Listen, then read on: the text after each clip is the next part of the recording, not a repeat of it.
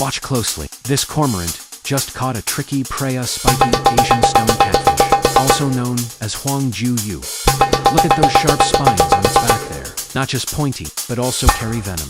Even humans would feel intense pain if pricked. But the cormorant isn't panicking at all. First, it clamps the fish tightly with its sharp beak, skillfully adjusting the angle to avoid the most dangerous spines. Then, it slowly eases the fish into its throat. You can clearly see its throat expanding and squirming bit by bit to swallow the prey. It's obviously a dinner full of risks, yet the cormorant eats it with ease. This isn't luck, it's innate survival skill.